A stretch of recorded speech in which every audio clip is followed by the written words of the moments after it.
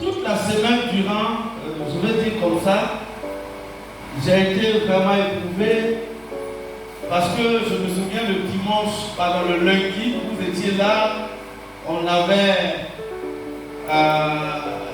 libéré les captifs, vous vous souvenez? Donc ceux qui étaient là, on a prié abondamment, on a prié. Et quand on a fini de prier, je suis rentré ce lundi-là, je suis tombé très malade. Le mardi, ceux qui étaient là le soir m'ont vu.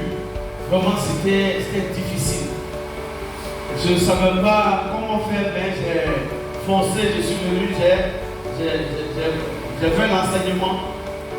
Et à partir du mardi, la rue du mardi, c'était compliqué.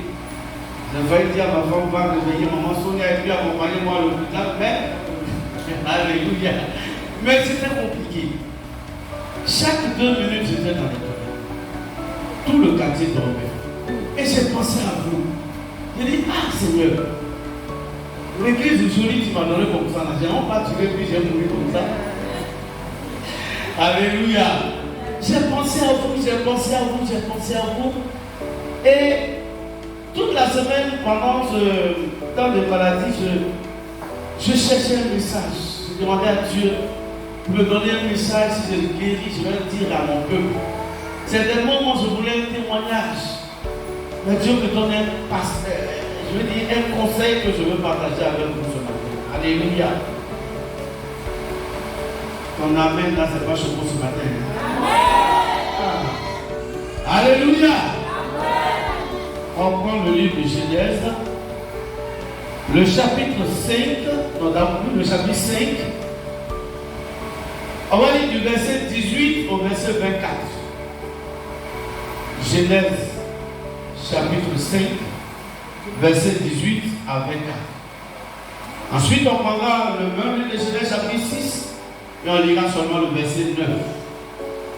Après ça, on va commencer. Genèse, chapitre 5 d'abord, verset 18 à 24. On peut aller? On peut commencer? Vous n'avez pas encore trouvé? Amen. Marie-Claude, bonjour. C'est quoi, tu es malade? Ah d'accord, que Dieu te bénisse. On peut y aller. Je lis la parole du Seigneur avec vie et avec autorité. Jéred, âgé de 162 ans, engendra Enoch. Jéred vécut, après la naissance d'Enoch, 800 ans. Il a fait son fils, il a eu 800 ans après. Et sans compter qu'il a fait ce fils-là à 162 ans. Alléluia. J'ai pris que le Seigneur t'apporte cette longévité au nom de Jésus. Et il engendra des fils et des filles. Tous les jours de Jéred furent de 962 ans. Parce qu'on a fait l'addition. 962 ans. Puis il mourut. Enoch, âgé de 65 ans, engendra Métouchéla. Enoch, après la naissance de Métouchéla, marcha avec Dieu 300 ans et il engendra des fils et des filles. Tous les jours d'Enoch furent de 365 ans. Enoch marcha avec Dieu, puis il ne fut plus parce que Dieu le prit. Amen. Genèse chapitre 6, verset 9. Voici la postérité de Noé. Noé était un homme juste et intègre dans son temps. Noé marchait avec Dieu. Alléluia. Le thème que je veux partager avec vous ce matin, c'est marcher avec Dieu. Alléluia. Marcher avec Dieu. A-t-il quelqu'un qui marche avec Dieu ce matin? Le thème que je veux que tu comprennes ce matin, c'est marcher avec Dieu. Mais quand je fouillais la Bible, maintenant les portables nous aident beaucoup. J'ai cherché le mot marcher dans la Bible. Et la Bible dit que le mot marcher a été écrit 141 fois dans la Bible. 141 fois dans la Bible. Maintenant, quand on prend le verbe marcher avec des dérivés autour, je prends particulièrement ce qui nous intéresse, marcher avec des dérivés de Dieu. J'en ai eu 4. Il y a marcher en Dieu. Marcher en Dieu. Qui signifie se mouler, si vous voulez bien, rentrer dans les attitudes, faire comme se confondre à Dieu. Faire ce que Dieu fait. Et dans la Bible, nous avons vu marcher en Dieu. On peut retrouver ça facilement dans le livre de Colossiens, chapitre 2, verset 6. La Bible dit: ainsi comme vous avez reçu le Seigneur Jésus-Christ, marchez en lui. Donc on a marché en Dieu. Ça veut dire faire comme Jésus fait. Se mouler à la vie de Jésus. Pratiquer ce que Jésus faisait. Amen. Donc dépendre entièrement de Jésus. Après donc marcher en Jésus, j'ai aussi vu marcher devant Dieu. Donc on a marché en Dieu. On a marché devant Dieu. Et dans la Bible, on voit cela dans le livre de Genèse chapitre 17, verset 1. La Bible dit: lorsque Abraham fut âgé de 99 ans, l'Éternel apparut à Abraham et lui dit: je suis le Dieu Tout-Puissant, marche devant ma face et sois intègre. Donc Dieu disait à Abraham de marcher devant sa face. Ça veut dire qu'il fallait, ça veut dire quoi? Ça veut dire que Abraham devait être fidèle. La notion de marcher devant Dieu, c'est la notion de fidélité. Être fidèle à Dieu, être intègre à Dieu. C'est la deuxième fois. Donc on a vu marcher en Dieu, marcher devant Dieu. On a vu également l'expression marcher derrière Dieu. Ça est dans la Bible. Dans le livre de Deutéronome chapitre 1 verset 4, il est écrit: vous marcherez derrière l'Éternel. Et quand tu marches derrière l'Éternel, tu mets tes pieds dans les pieds de l'Éternel. Tu mets tes pas là où l'Éternel a laissé ses traces. Tu ne marches pas n'importe comment. Tu ne marches pas dans ta volonté. Mais tu marches selon ce que l'Éternel qui te conduit fait.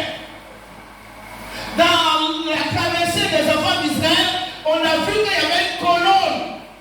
Pendant une colonne de feu pendant la nuit, et puis une autre colonne de nuée pendant le jour. Merci la présidente de la jeunesse. Alléluia. Donc voyez-vous, quand les Israélites marchaient, ils ne marchaient pas devant la colonne, mais ils marchaient derrière la colonne. Amen. Donc cela signifie qu'il faut être en intimité. Il faut nous mettre ton pas, tes pieds là où l'Éternel marche, pour ne pas être désordonné. Alléluia. Ça c'est marcher derrière. D'accord. Donc on reprend tout. Il y a marcher en Dieu, marcher devant Dieu et marcher derrière Dieu. Et le quatrième maintenant. Et c'est ça qui fera l'objet de notre message ce matin. C'est le thème, c'est marcher avec Dieu. Alléluia. Les deux versets que nous venons de lire. Dans le livre de Genèse, chapitre 6, verset 9, la Bible dit: Noé marcha avec Dieu. Dans Genèse chapitre 5, verset 18 à 24, la Bible dit Enoch marcha avec l'Éternel. Marcher avec l'Éternel, c'est quoi? Être dans l'intimité de l'Éternel. Être en communion parfaite avec l'Éternel. Vivre selon la volonté de l'Éternel. Amen. Amen. Donc ce matin, nous allons voir marcher avec Dieu. Il y a seulement deux personnes de façon explicite dans la Bible qui ont marché avec Dieu. La Bible dit Noé a marché avec Dieu. Enoch a marché avec Dieu. Cela va faire remarquer deux principes à partir de ces deux personnes.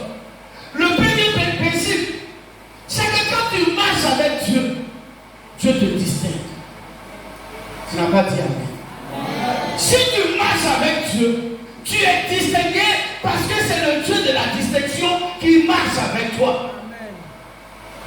La Bible dit que Noé a marché avec Dieu. Mais quand Noé a marché avec Dieu, qu'est-ce qui s'est passé? C'est Noé seul qui a été épargné du déluge, vrai ou faux? Je t'annonce ce matin que chaque fois que tu marcheras avec Dieu, toute maladie que l'ennemi va envoyer dans ta vie ne va pas te tuer parce que Dieu te protégera. Noé a marché avec Dieu et l'eau a submergé la terre. L'eau n'a pas emporté Noé. Les fléaux de la terre ne t'emporteront pas. Marche seulement avec Dieu. Quand tu marches avec Dieu, comme c'est le cas de Noé, regardez, quand je lis tout le chapitre 5 de Genèse, on n'a pas le temps de lire tout, c'est long. À telle version dit, tel a vécu et il mourut. Tel a vécu et il mourut. Verset 7, tel a vécu, il est mort. Verset 11, verset 14, verset 21, verset 24, verset 30. On cite tout cela et on dit bon, ils sont morts. L'arrivée sur Enoch, la Bible dit, est-ce que la Bible a parlé de la mort? Non. La Bible dit, et l'Éternel enleva Enoch. Frère, si tu marches avec l'Éternel, la mort ne t'atteindra pas, parce qu'il est le Dieu qui te protège. Nous avons souvent peur de la mort, nous avons peur d'aller au village, nous avons peur des sorciers, parce que notre marche avec Dieu est bizarre. Mais quand tu sais que tu marches franchement avec l'Éternel, rien ne peut t'effrayer.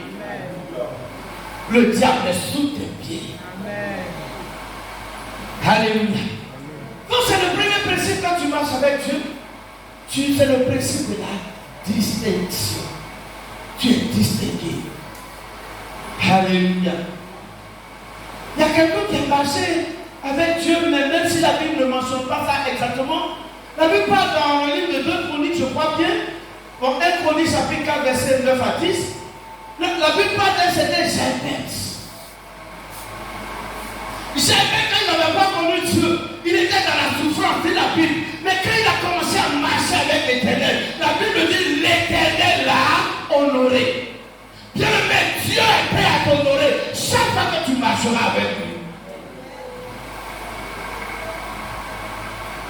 Japheth a marché avec Dieu, Dieu l'a honoré. J'ai vu quelqu'un également qui a marché avec Dieu, c'est le roi David. Dieu l'a distingué parce que, regardez, quand la Bible a commencé à citer la généalogie de David, je crois que c'est dans le livre de Matthieu, on cite Matthieu 26, je crois bien, on cite les gens, et c'était une lignée royale. Voyez-vous? Et on cite les rois, on cite leur nom, mais on ne dit pas le roi temps.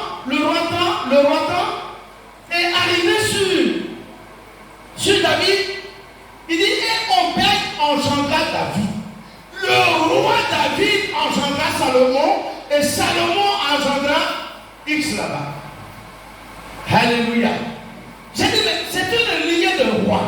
Pourquoi c'est seulement au niveau de David qu'on dit le roi David? Mais pourquoi on n'a pas dit le roi David engendra le roi Salomon, et on dit le roi David engendra Salomon?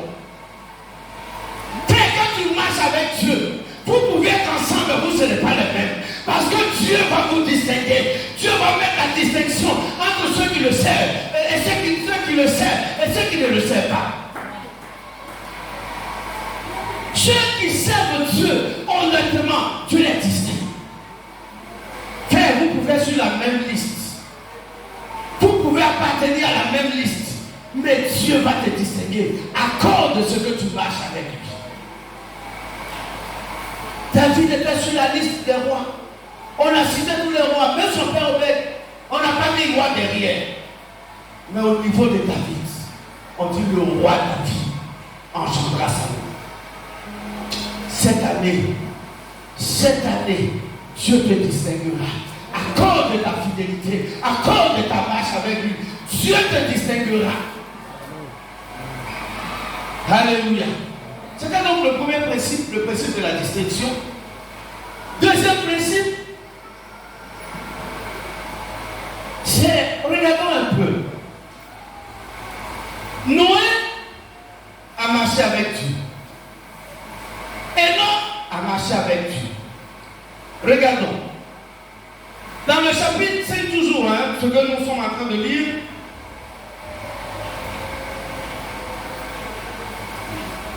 on nous dit ici, verset 18,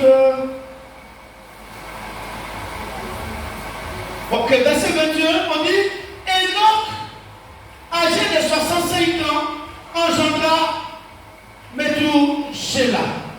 Enoch, à la naissance de Methushélah,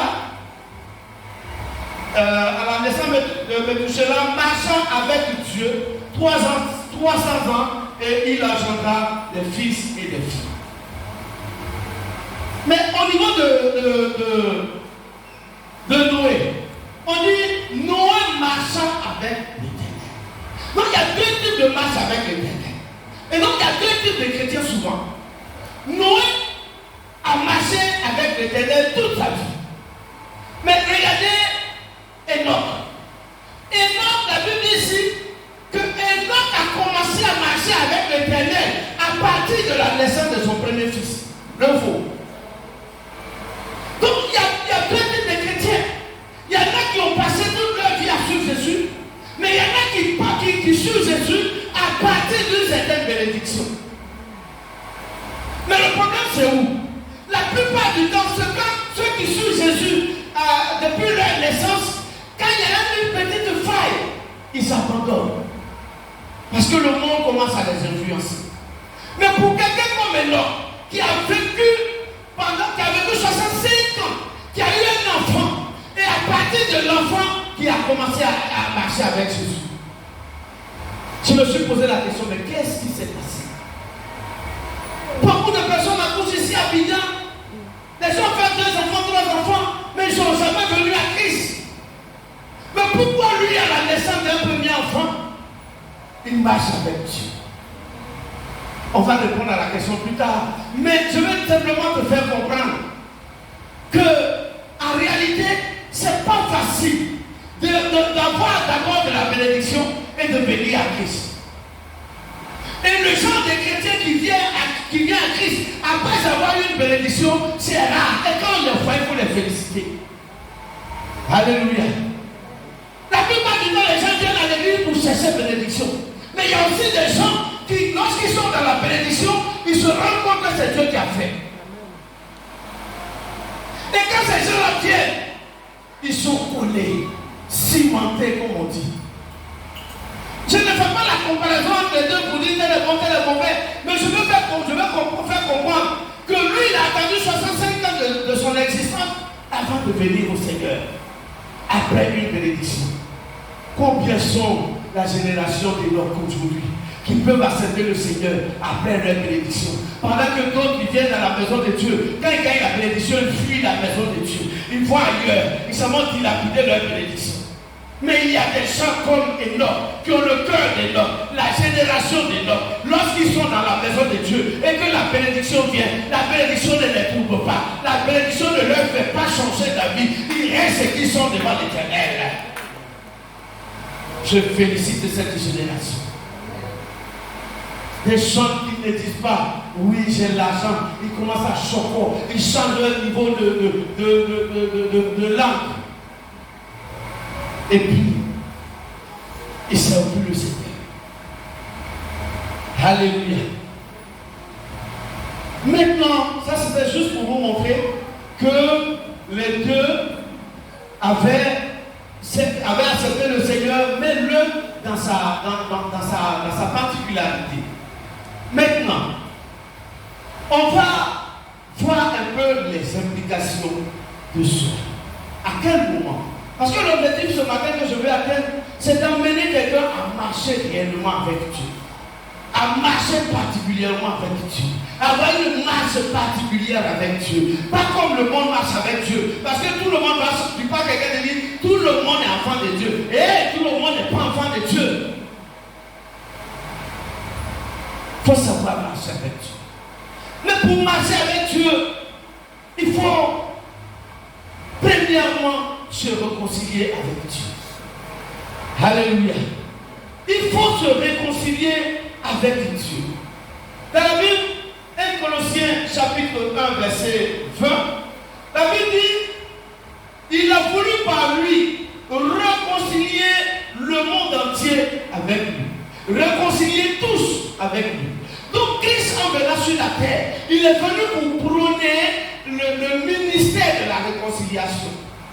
Donc bien aimé, si tu veux marcher avec Christ, il faut te réconcilier d'abord avec Christ. Il faut marcher avec, il faut d'abord l'accepter, se réconcilier avec lui. Car nous étions tous pécheurs et morts par notre péché. La Bible dit, il n'y a plus un Jésus d'aller mourir à la croix. Mais malgré ça, il y a des gens qui ne sont pas encore réconciliés avec lui.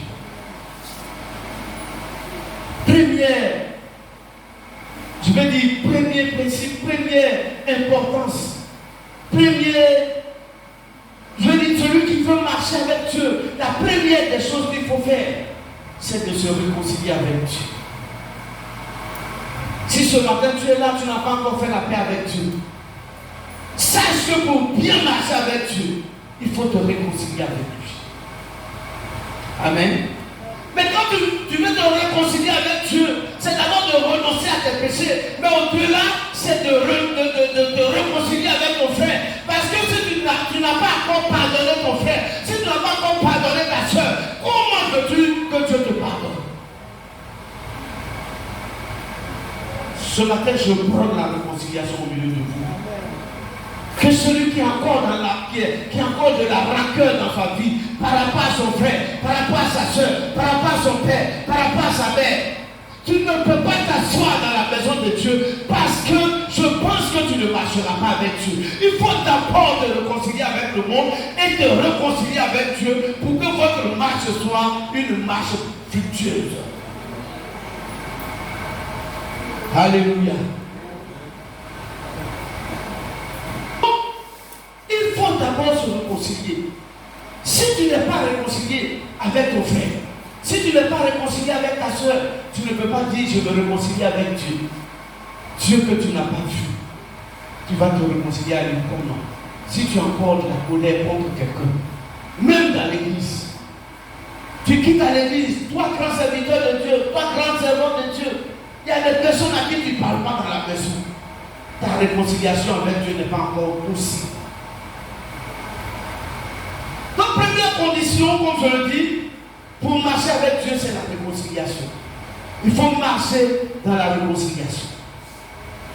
Pour marcher avec Dieu, deuxième condition, il faut la correspondance de la nature. La correspondance de la nature, ça veut dire quoi? Il faut que ta nature corresponde avec la nature de Dieu. La Bible dit deux marchent-ils ensemble sans être convenus. Donc si tu veux marcher avec Dieu, il faut que votre nature marche ensemble. Quelqu'un dit Amen? On va comprendre, j'ai déjà copié tous ces textes-là pour lire pour vous. Dans la Bible, dans le livre de 2 Corinthiens, chapitre 6, verset 14 à 18, je lis juste le verset 17. La Bible dit, c'est pourquoi sortez du milieu d'eux et séparez-vous, dit le Seigneur. ne touchez pas à ce qui est impur et je vous accueillerai. Alléluia. Le chrétien doit se séparer avec ceux qui ne sont pas chrétiens. Il doit se séparer avec ce qui est impur. C'est à ce moment précis que Dieu va te récupérer. Si ta nature ne correspond pas à la nature de Dieu, Dieu ne peut rien faire avec toi. Alléluia. Tu ne pourras pas marcher avec Dieu. Or, la nature de Dieu, c'est quoi? C'est l'amour. Est-ce que tu aimes? Est-ce que tu aimes? Dieu est amour, dit la Bible.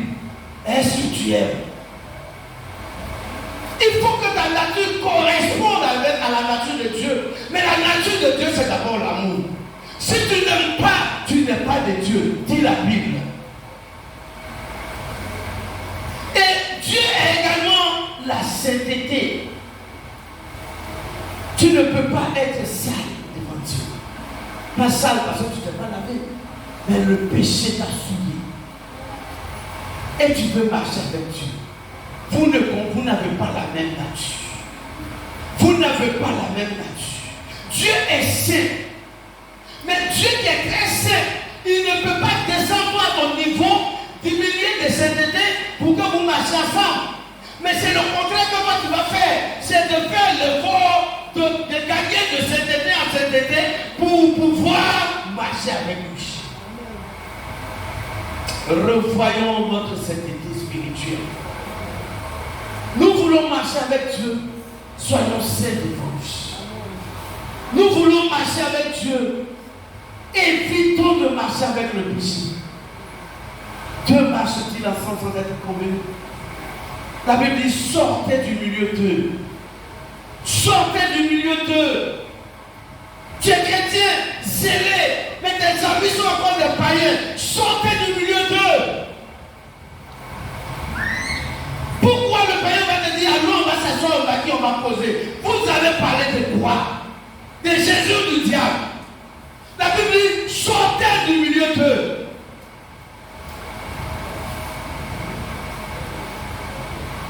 Alléluia.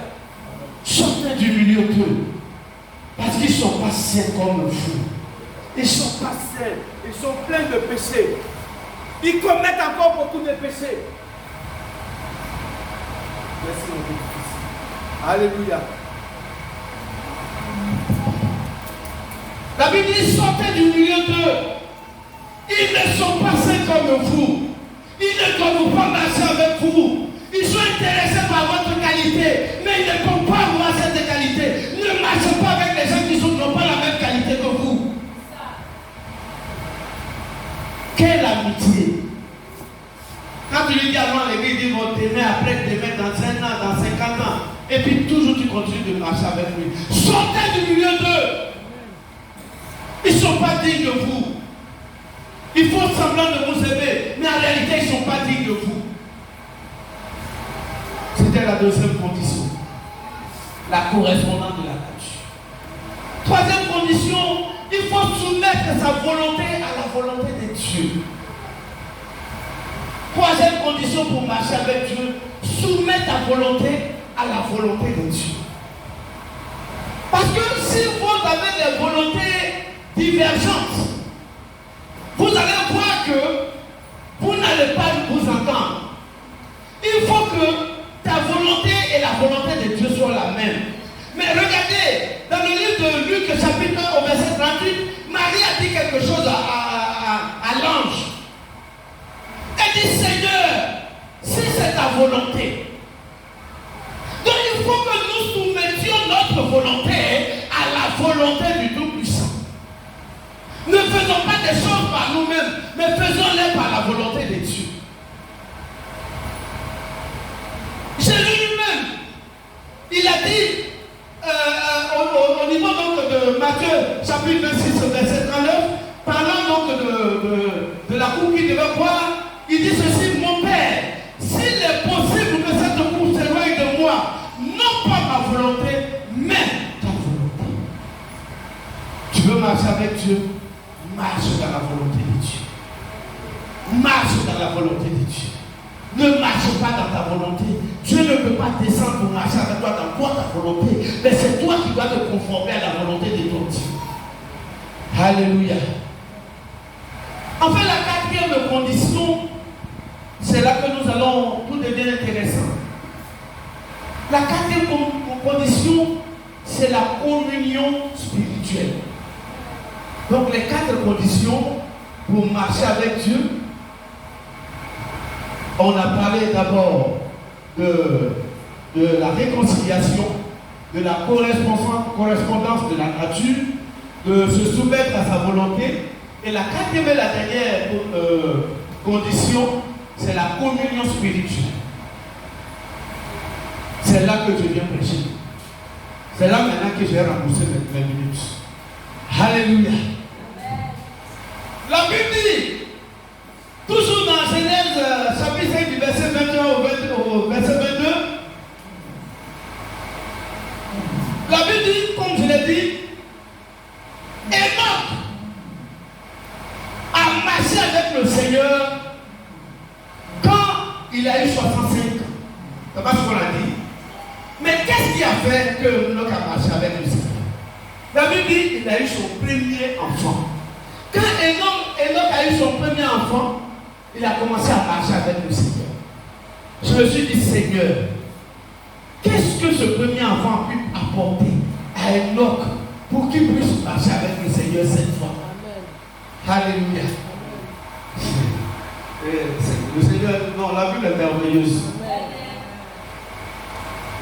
Et je me suis dit, pendant ce petit temps de maladie, j'ai cessé dans la Bible, j'ai cessé à comprendre. Pourquoi 65 ans d'existence n'a pas cherché Dieu?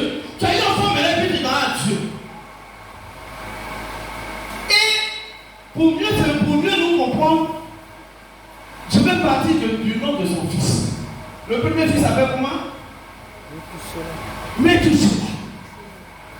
Méthusélah. Il a eu son enfant qui s'appelle Méthusélah et il a servi Dieu. Seigneur, il y a eu quoi? Qu'est-ce qui a bien pu se passer? Méthusélah a fait quoi? Il est bébé, il vient de naître, un bout de chou comme on dit. Quand il est né en même temps dans cette il y a quoi? Mais regardez, quand nous venons dans les définitions hébraïques des noms, le nom Méthusélah, c'est un nom que personne parmi nous ne peut donner à son fils. Le nom de classification n'est pas bonne. Pourquoi tu donnes ça à ton fils?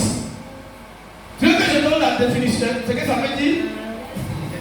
Acclame le Seigneur, t'es dit. Acclame très fort le Seigneur. On a touché la veut dire, quand il mourra, cela arrivera. Oui, c'est ça qui est bizarre. Son fils s'appelle, quand il mourra, cela arrivera. Qui va appeler son enfant comme ça? Quand il mourra, cela arrivera. Alléluia. Mais j'ai compris une chose. On va sortir les calculatrices. Je sais qu'on va se comprendre ce matin. Alléluia. Quand il mourra, cela arrivera. Qu'est-ce qui est arrivé? On va le savoir. Regardons un peu. Je vais étaler l'arbre de la généalogie. La Bible dit Enoch a engendré Méthusélah. Amen. Méthusélah a engendré le mec. Son fils s'appelle le mec. Et le mec a engendré Noé. Alléluia. Donc Noé est le grand-père de Méthusélah. C'est pas ça? Puisqu'il est le fils de mec. Bon. Donc on comprend. On attend de voir que le fils s'appelle Méthusélah là. C'est quand lui va mourir que quelque chose va arriver. C'est pas ça? C'est ce que nous allons démontrer mathématiquement. Comme le grand mathématicien est devant moi, on va voir tout à l'heure. Alors, Noé a engendré Méthusélah. La Bible dit que Méthusélah a vécu 969 ans. 969 ans. C'est pas ça? Bien, regardez. Méthusélah, toujours dans la Bible, du verset 21 au verset 22, comme le temps presse, on ne va pas lire. Méthusélah a enfanté le mec quand il avait 187 ans. Suivez bien, on va démontrer. Methusélah a mis au monde le mec quand il avait 187. Le mec a mis Noé au monde quand il avait 182 ans. Bien. Voyons donc de Methusélah à Noé, ça fait combien d'années? Donc mathématiquement parlant, on va faire 187 plus 182. C'est pas ça? On trouverait certainement 369 ans. Donc de Methusélah à Noé, il y a eu 369 ans. Regardons la démonstration. Mais la Bible dit que Methusélah a vécu 969 ans. Mais quand je fais 969 ans, qui est l'année de vie de Methusélah, à 369 ans, qui est la naissance de Noé, qui correspond à la naissance de Noé, je me rends compte qu'il y a après soustraction, je me rends compte qu'il y a eu 600 ans au milieu. C'est pas ça? Il y a eu 600 ans au milieu. Et les 600 ans, regardez 600 ans. Donc quand Noé est né, il restait encore 600 ans à son grand-père. On se comprend. Genèse chapitre 7, verset 6 nous dit. Genèse chapitre 7, verset 6. Noé avait 600 ans lorsque le déluge d'eau fut sur la terre. À 600 ans d'existence de Noé, le déluge est arrivé sur la terre. Alors, quand Noé naissait, le grand-père avait 369 ans, donc il lui restait 600 ans. Donc quand le grand-père est mort à 600 ans, Methusélah est mort à 600 ans après, le déluge est arrivé sur la terre. Alors son nom voulait dire, s'il meurt, qu'est-ce qui va arriver? Le déluge. Amen. Alléluia. C'est ce que le nom voulait dire. Donc certainement, quand Methusélah est né, le Seigneur a approché Noé Enoch, pour dire attention, ton fils qui vient de naître, dès qu'il meurt, toute la terre va mourir. Voilà pourquoi Enoch a accepté le Seigneur. Amen. Amen. Oui. Voilà pourquoi Enoch il a entendu au diplôme du Seigneur que ton enfant Methusélah, le jour où il meurt, la terre sera détruite. Hein? Donc je vais au Seigneur. Parce que lui au moins il donne la vie. S'il veut détruire la terre là, peut-être qu'il pourra trouver une solution pour moi. Donc moi aussi je vais au Seigneur. Voilà comment Enoch est arrivé au Seigneur. Alléluia. Alléluia. Donc on comprend alors que bien aimé, celui qui faut marcher avec Dieu, parce que Dieu a soufflé quelque chose à Enoch et ces choses arrivées. Il dit quand ton fils va mourir, je vais détruire la terre. Je ne vais pas prendre l'exemple sur l'enfant de quelqu'un. On suppose que ce X a un enfant qui s'appelle Y. Et puis le Seigneur dit à M. X, quand ton fils Y va mourir, je vais détruire toute la terre. Donc qu'est-ce qu'il va faire? M. X va entourer de soins son fils Y pour pas qu'il va mourir, pour ne pas que quelque chose arrive. Un matin, l'enfant Y qui était au CE2 va à l'hôpital, et puis laissant en paix son père, dit viens ton fils, Y est en combat. Il est déjà au CE2. Il dit, son père va se comporter. Il va pleurer. Ah, donc vraiment là, CE2 seulement, 4 ans seulement, tu as créé un problème. Viens encore là. Alléluia. Marchons avec Jésus, parce que le temps est très proche. Alléluia. Marchons avec Jésus. Le temps est très proche. Amen. C'est par là que je veux conclure. Parce que le temps ne nous appartient pas. Le Seigneur, en son temps, il a détruit la terre par l'eau. Il a détruit la terre par l'eau. Il n'a pas eu pitié. Il ne faut pas penser que c'est au dernier jour il va avoir pitié de toi. Si tu ne marches pas maintenant avec Jésus, pour pas penser que ce plus là, il va marcher avec toi. Ou bien il va avoir pitié de toi. Le temps des brigands à la croix, c'est fini. C'est maintenant qu'il faut marcher. Parce que le temps ne nous appartient pas.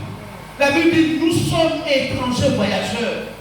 1 Pierre chapitre 2, verset 11.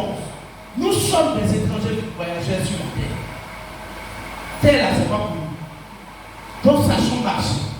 Alléluia. Je vais tirer ma conclusion. Désolé pour le temps que je vous prends. Je dis ma conclusion.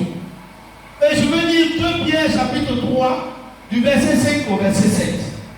2 Pierre chapitre 3, verset 5 à 7. Ils veulent ignorer en effet que les cieux existaient autrefois par la parole de Dieu.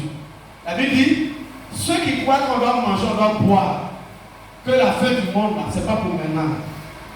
Ils ne croyaient pas. Ils avaient ignoré cela. Mais voilà, ceux-là, ils avaient ignoré que la terre, ça a été créé, ça a existé autrefois par la parole de Dieu. De même qu'une terre tirée de l'eau est formée au moyen de l'eau. Et par ces choses, le monde d'alors périt, submergé par l'eau. Verset 7. Tandis que par la même parole, les cieux et la terre d'à présent sont gardés et réservés par le feu pour le jugement et de la ruine des hommes impies. Alléluia. Bien aimé, la Bible dit ici, au temps de Noé, Dieu a dit la terre va périr par l'eau. Et la terre a péri par l'eau, par le prophète Noé.